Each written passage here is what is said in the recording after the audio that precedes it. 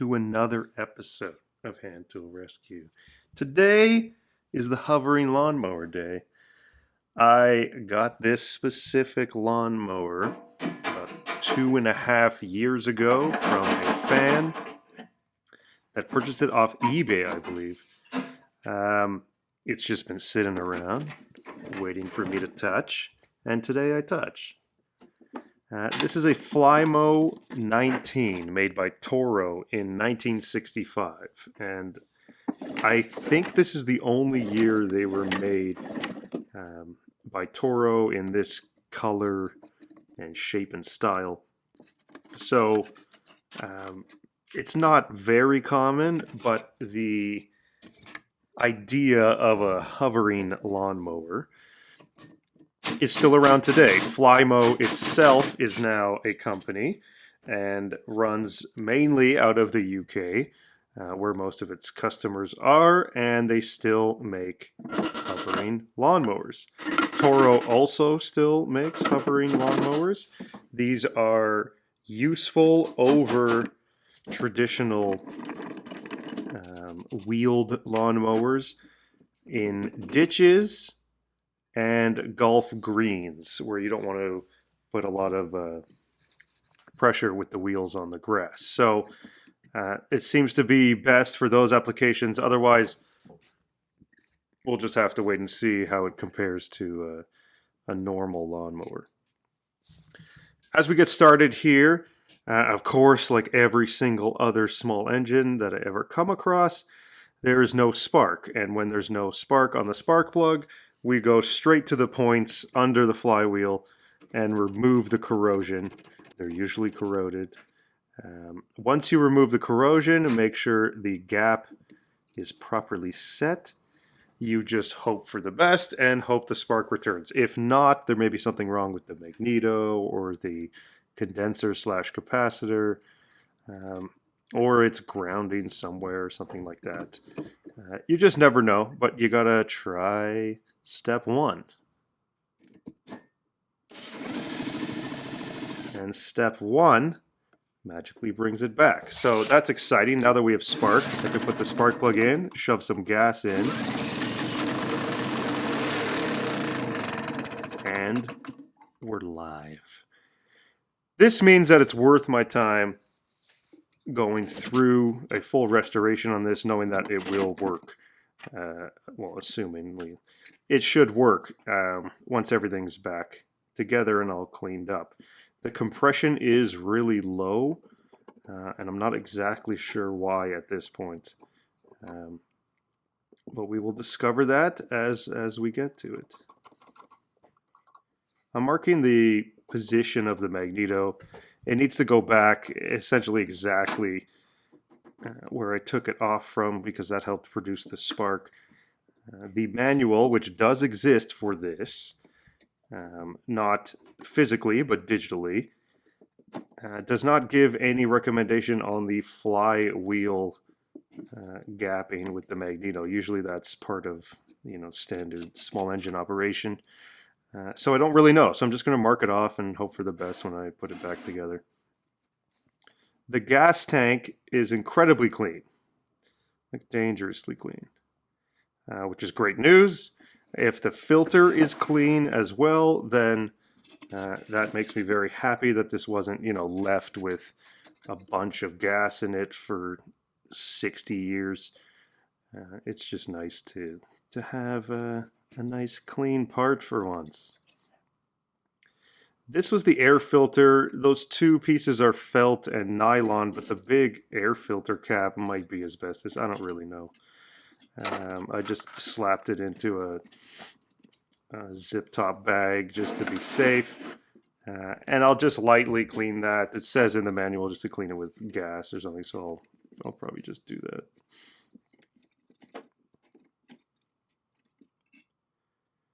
The filter is very clean as well. No rust anywhere.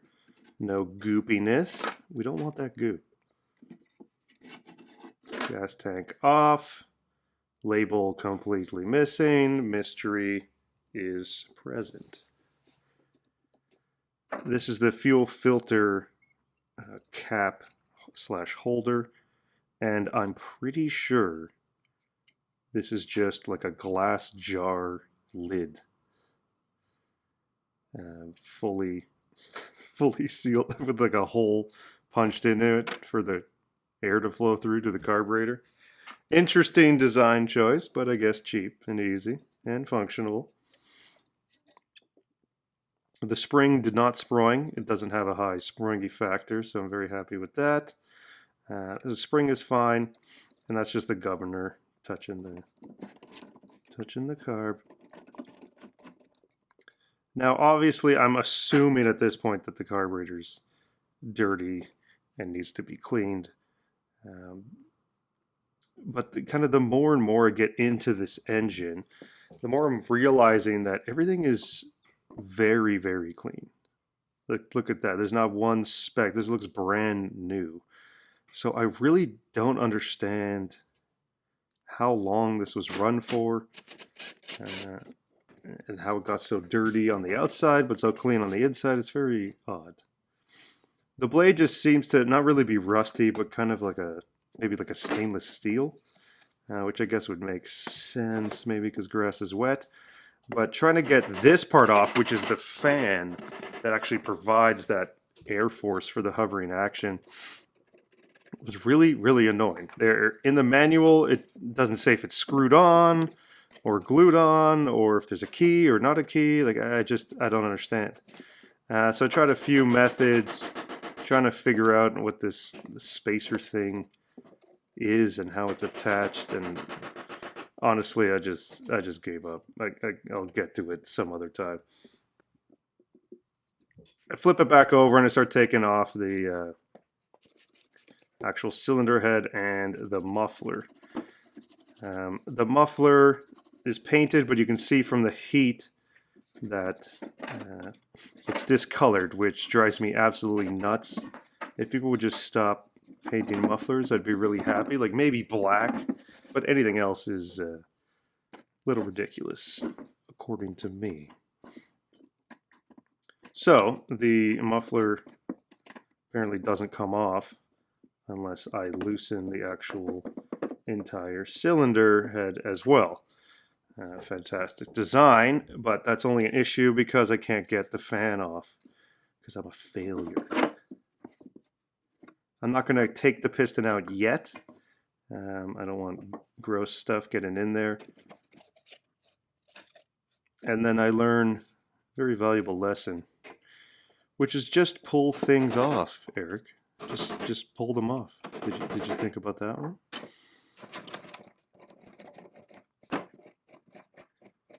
So now that the big plastic part can come off, I can get access to the rest of the fantastic engine. The holders for the handle are riveted on, and I understand why, kind of due to the vibration that would be caused by this thing running.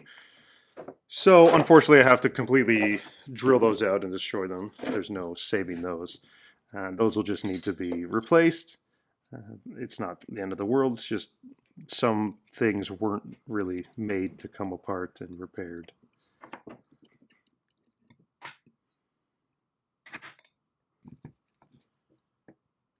Now I can finally take the cylinder off, and the piston comes out.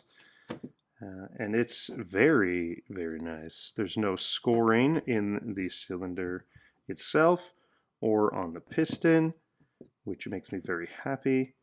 There is a lot of carbon buildup on the top of the piston, but that's kind of to be expected. The actual fuel ratio, like fuel to gas to oil, or sorry, oil to gas ratio, is a wonderful 16:1. So very heavily oiled, and it tells me to not use any multi-viscosity oils or I will void the warranty. So no 10W30, it just wants 30 weight, non-detergent, and that just happens to be what I use in all my little oilers anyways. This was actually blowing my mind. The cleanliness inside this crankcase is just ridiculous. Beautiful, beautifully clean. It's at this point when I realize, all I'm really doing, look at that carburetor. It's ridiculous. Um, I kind of realized that this specific restoration is really going to be a kind of paint and polish instead of the more mechanics of it. But the carburetor seals are 60 years old, so they do actually need to be replaced. So there is some service that actually needed to be done that makes me happy, and I don't have to just be a paint and polish guy today. So I will have to source a carburetor kit for this just to get those seals, honestly. The rest of the repairs are kind of just due to general wear, and we need obviously a brand new paint coat. That's the point of the video where I think about, what have I done? Why do I take things apart? I forgot to take this off. I got to repaint this anyways, but I'm not going to take this entire recoil apart. I know there's a maximum spring waiting to spring, and it's going to destroy my life. Because when I get that out, and I've done it, if it springs everywhere, it's very hard to get back in. I don't want to deal with that. And it functions fine, so whatever. Throwing these into the industrial degreaser, it should eat away all the grease, obviously, and start actually to dissolve the paint a bit as well. The carburetor will go into the ultrasonic cleaner with some degreaser as well. And that should just kind of get in between zones that I can't reach otherwise by any mechanical methods. You only leave it for maybe 15 minutes. You can do more if you need to, but it's not necessary.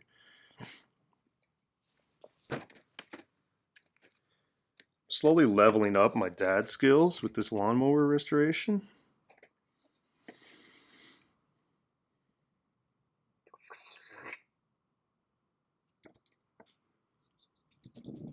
So the gel paint stripper is actually really good here to get in between the fins and to stay there. The usual one I have in the spray can, just because it actually is an aerosol and won't really get that deep into the fin. So it's nice in this case to use that. And it worked really well. Like, this paint just flaked off like it was nothing. It seems like there wasn't even a primer at all. Not to mention they painted aluminum, which drives me personally nuts. And like most small engine products, this thing was painted fully assembled. They just go with, one coat or whatever on the entire body, including the engine, everything assembled, all the screws are painted. It just personally drives me nuts. I understand why it is done, but we're gonna increase the sensuality of this hovering lawnmower. These handles were easy. I know this kind of looks rusty, but it was mostly just dirt. Once I dunked it in the evaporust, it wasn't bad at all when it came out. It was really, really nice. You can see I have to replace this entire sticker because that black mark on it somehow got damaged. With great sadness. But I'm trying to take this apart to see what it is. And there seems to be 3 layers. There's like a vinyl sticker of color, then a clear, and then a white something like a paint or a glue. I don't really know. But with a sharp chisel, the rest of the paint came off very nicely. Much easier than usual. So everything, even though nothing's crazy rusty, I gotta get the rust off of any place that it does exist so it doesn't spread further. So stuff's going into the bucket.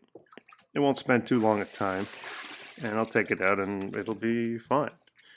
Obviously I need to de-rust stuff before I paint it, so it was important since there were lots of dents and big scratches and rusty spots on the actual external housing of the engine. I'm just using degreaser here again to kind of clean up and see what's stained and what's scratched and what's damaged on this. This is not plastic, this is fiberglass. You can kind of see the fibers in the lower left there.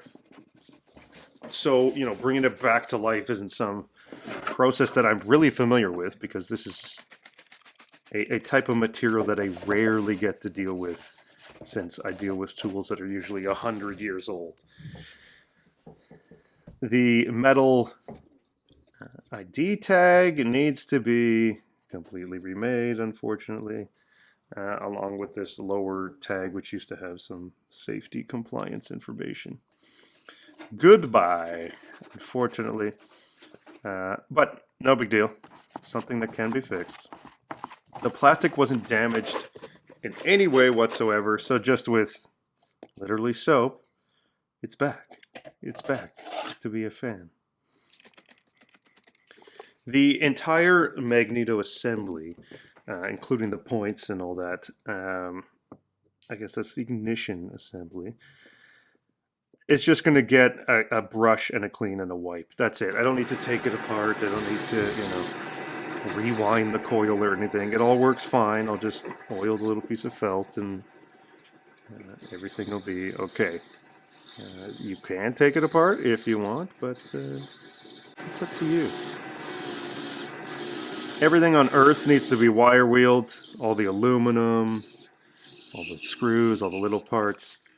Pretty standard at this point. But what isn't standard is I'm not using etching primer. I'm just going to use a filler primer because the steel was kind of rough. I did fill some of the damaged areas in with some Bondo to make it smooth again, to make it look like it originally did. That was after, you know, kind of hammering out any dents that I could find. So to recreate these really thin metal labels that are essentially just stickers, I use aluminum duct tape.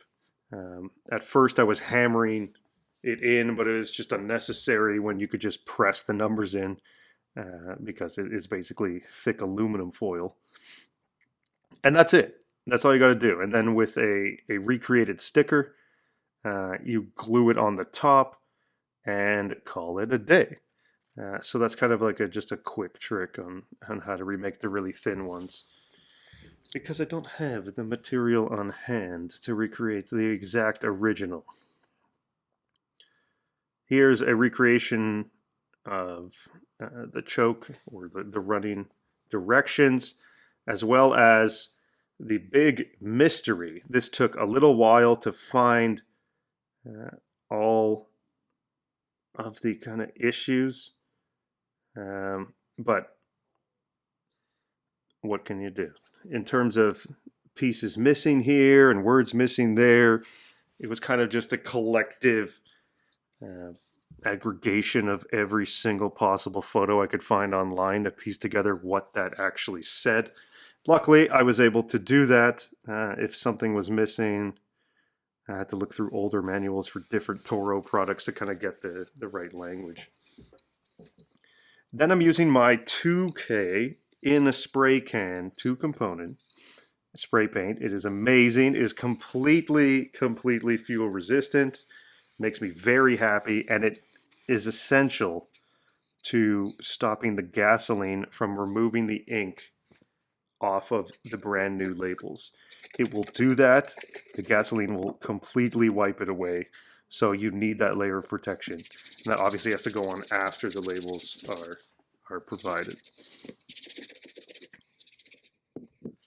The piston, at least the piston rings weren't stuck, but there's just a lot of carbon. It was just very slow going with the steel wool, but you know, eventually, after many minutes, it's clean.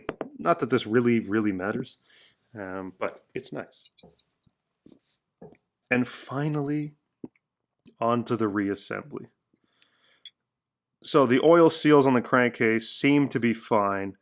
I tested them just off screen, kind of see if any major leaks, and it seems it's fine.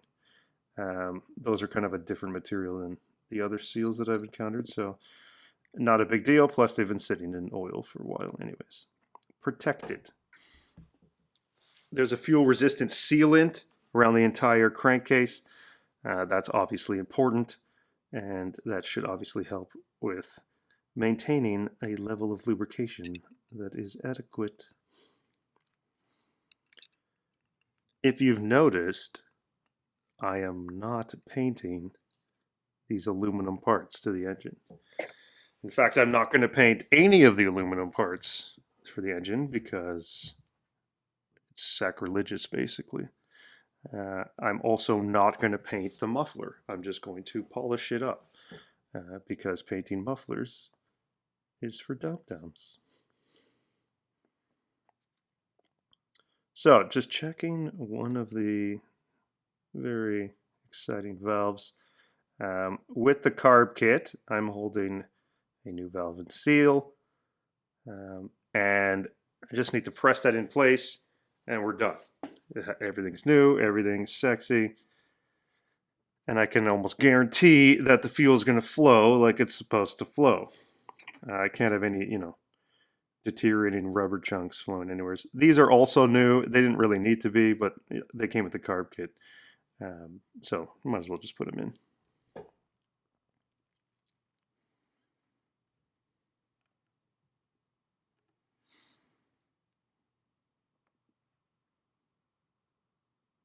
Here are the old rubber rings. You can see they're kind of deteriorating. And they're just smaller O-rings, essentially, that go in place. This should stop any extra air from leaking in, which would totally not make this run properly, so we don't need that. These are the high and low adjustment on the carburetor. Luckily, as per the manual, I know what these need to be set at. So I don't need to worry about remembering their position. As a general rule, it's usually just one turn out from fully stopped. There's a new carburetor gasket and diaphragm, and now it's time to put on the cylinder. So I made new gaskets for everything because with that low compression, I can't trust any of the gaskets if that is the issue. And as just general practice, you should be replacing gaskets, especially after 60 years. So everything's lubed up before assembly just to make sure I'm not ruining my whole life here.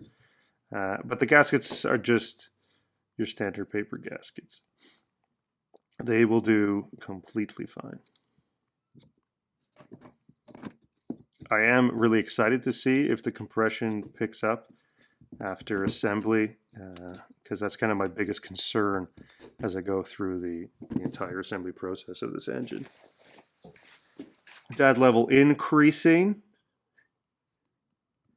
Here's the reed valve gasket, which was like a 1/4 inch thick, which is insane, but I guess that's just how they decided to build it. Yeah, I guess the gasket's cheaper than casting a larger reed valve that was probably used on some other engine. This engine was made by a combination of Lawson Power products and Tecumseh. Kind of when Tecumseh bought Lawson Power products, so there seems to be parts from either company on this. You can see the cap for the diaphragm on the carburetor says Lawson Power products, and multiple other engine parts say Tecumseh. So it's kind of a blend and a mix of the two.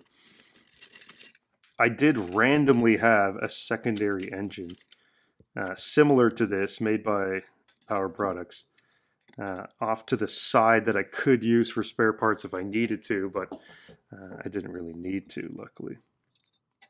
Everything was fine. This is the choke start off lever.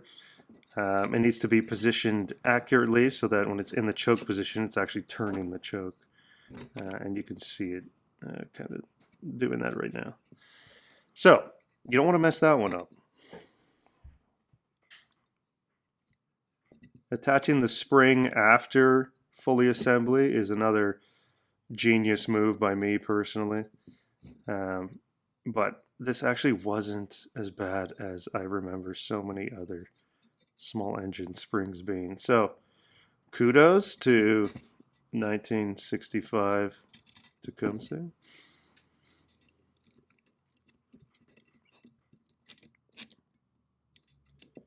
And not a lot of stuff here has spring washers or anything to stop vibration. So I added those where I could. It seems kind of odd to me that you wouldn't. But who am I to judge the design? You can see kind of the lines right where the bolt is right now, so that I can actually line things back up again. I'm just checking to make sure that the magneto is in the right position, otherwise this won't work at all. This little felt piece I was talking about that requires oiling, I'm just going to fully saturate it in oil, and that just keeps that cam right there nice and lubricated. Especially important because this thing is spinning at 1 trillion RPMs. Right there, it says set points at 20 thousandths. Thank you for including that right on the plate. It makes my life very easy. And I, of course, set that. But what I didn't show on camera here was that it actually wouldn't work unless I set it to 25 thousandths. And I'm not exactly sure why. It might be because I filed away a little bit, or the magneto's off slightly, or the timing or something, but for some reason it wanted to be 25 thousandths. This janky electrical setup here I could have fixed. I could have put ring terminals on, but considering this is on here for 60 years, depending on how much use, who knows, but it's probably fine. If it does come loose and this thing won't start for some reason, I'll have a look at this and I'll just put ring terminals on it.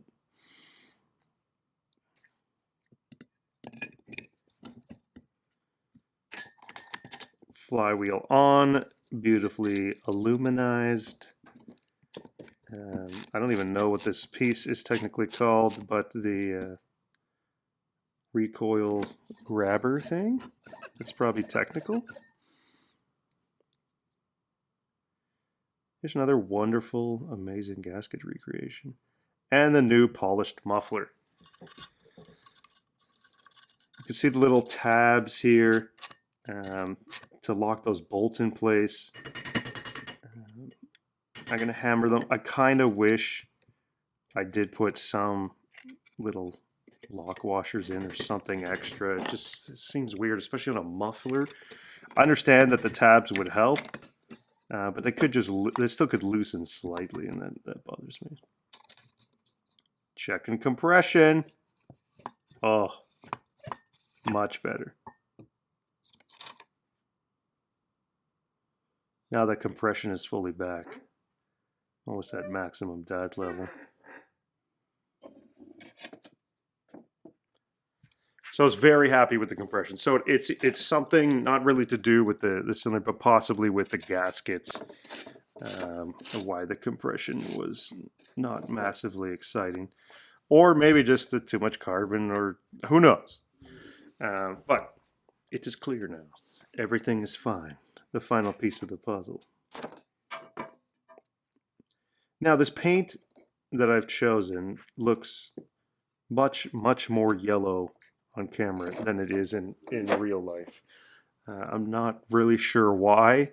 Maybe my camera is sensitive to yellows, but it is much more pale and closer to the original color than what you're witnessing here on this video.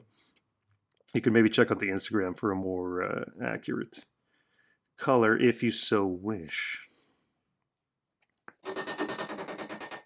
Now that key is harder than I want it to be.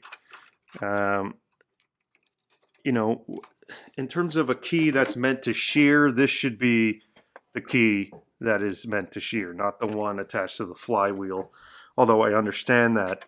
But, you know, if this blade hits a rock, you want this key to shear and not the entire machine to blow up and kill you. So, I don't know why it's so hard, but whatever. It is what it is.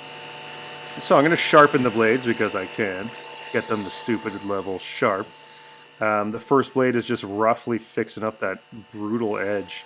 And then the last belt that you're seeing here is actually a 3000 grit belt. I'm not, you know, paying attention to the angles as much so that I can cut my own hair with it, but it's ridiculous at this point. And when I was just testing it, when not even turning it on, just pulling the recoil starter, it was cutting the grass just spinning without the engine being on. So it's very, very sharp. The fuel tank is going to be placed back on with the metal straps not painted because I like that contrast. I like that it shows that this wasn't painted, fully assembled, which personally drives me nuts. So I'm leaving that as kind of an accent. It'll also kind of match the muffler. I'm basically an interior designer, okay?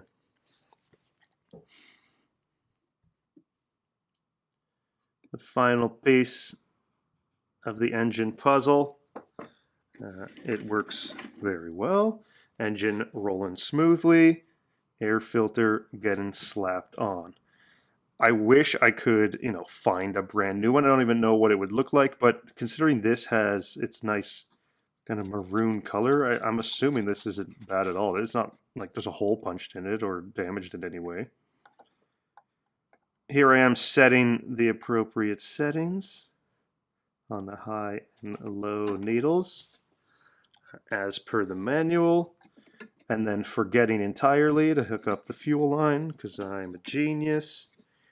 But I get it on there and it's fine. It's not leaking, so I'm not worried about it. I'm going to use the original spark plug. I don't think this may or may not be the right one. I don't even know, but it works. So who cares? There's no carbon buildup. There's a nice blue spark. Totally fine. Rarely have I done that. This might be the first time ever I've reused a spark plug. I could get a new one, but I don't want to. And it's done. Fully done. Ready to go again. With dad level at maximum, I can take this outside for a beautiful test drive. And it started on actually like the third pull, which I'm very happy about. And you can kind of see how it takes essentially no effort to move this thing around. It's absolutely awesome. This is so much fun. It obviously cannot collect clippings. It just kind of mulches back into the ground, which could be blasphemy depending on your lawn care rules. You can slide it back and forth, up and down, side to side. It obviously doesn't care which position it needs to go in. It rides about maybe a 1/4 inch, and the manual says a 1/4 inch, but it might be a little more, I think. I'd like to kind of check on some concrete maybe, see how much it actually mows. But it's very lightweight, and by very I mean it's 25 pounds. For a lawnmower, that's pretty light, I guess. But it's nice. It wasn't too loud either. The dual mufflers do a good job. That's pretty much it for today. I hope you really enjoyed this. If you find one of these, they're a lot of fun. Not common in North America, but I know in the UK they can be. I'll see you all guys in the next one. Later.